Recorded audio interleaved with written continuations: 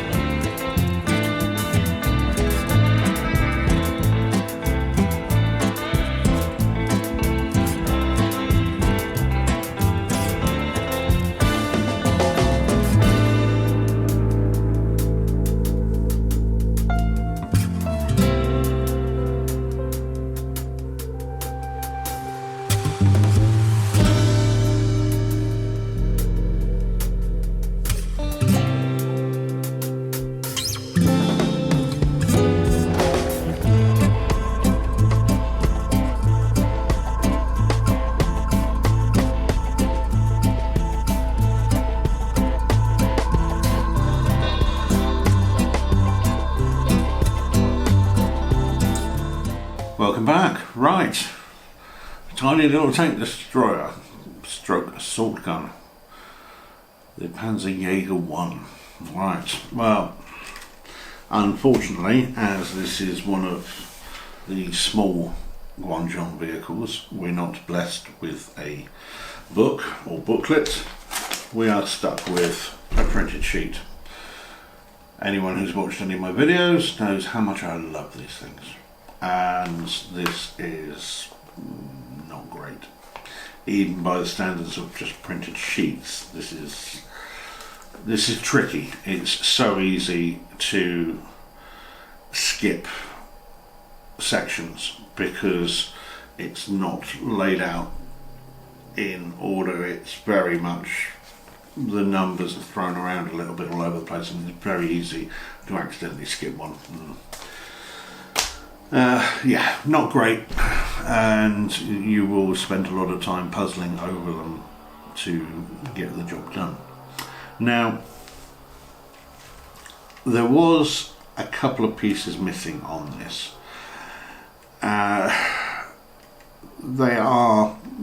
This is a model that doesn't have any really unique pieces, so the chances of you having spares are probably fairly high.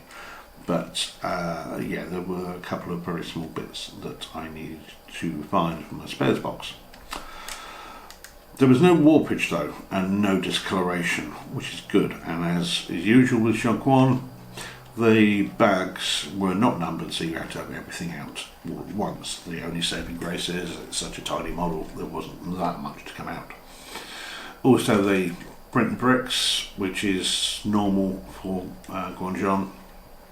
You don't have to worry about decals or stickers on most of their models, which is quite nice. Now,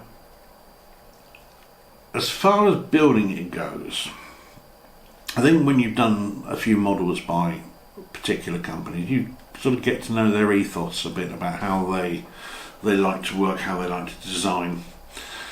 And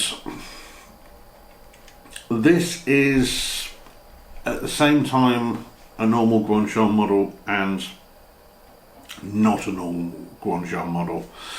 The base, the main parts of the chassis itself is fine, that's all relatively normal. The sort of front mantlet here is, the upper mantlet rather, it's okay, it's not the easiest to fit, but once you've done that, it's in and it's relatively solid. And then it goes downhill rapidly, as in pretty much the rest of everything else that's on top here, particularly the fighting compartment and this engine cover, is an absolute nightmare to do. it is incredibly fragile. And there is, certainly the fighting compartment, I don't think there's more than 2 bricks that are held on by any more than 1 stud. It's just horrendous. You're fitting something in like one of these plates, you're putting the pressure to get it in, and everything else around it just crumbles. It took me a long time to do the top of this. And the back here, the sort of engine cover as such, again, it's not held on by a lot. So anything you're doing here, should you touch this, you're going to knock it out. It was not the most enjoyable model that I've done, I have to say. Yeah. Now, I'd certainly not recommend this to any young children, and particularly those young children that don't have a great deal of patience, or for anybody who has any sort of problems with their fingers, arthritis, that type of thing. You're going to find it very difficult, because this is tissue paper up here essentially. If you notice, I'm not going to go anywhere near touching that, because the thing will fall apart. It's not one of the greatest models, I have to say. Well done to Guangzhou though for continuing their range of models that are a bit more obscure. That's great, I love that. As I said before, there's only so many Tigers and T-34s and Abrams tanks that the world needs in model format, so let's start exploring other things. So great, good on them for this, but yeah, this is not the easiest tank to build. Now, one thing that it does do right is the price, I have to say. This was £6.20 landed to the UK, which is fantastic value. I can't argue with that in the slightest.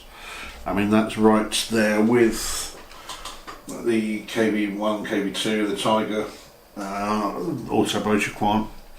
Now, those are a lot more building friendly compared with this, but similar sort of price. So if you are thinking about getting a present for a younger child,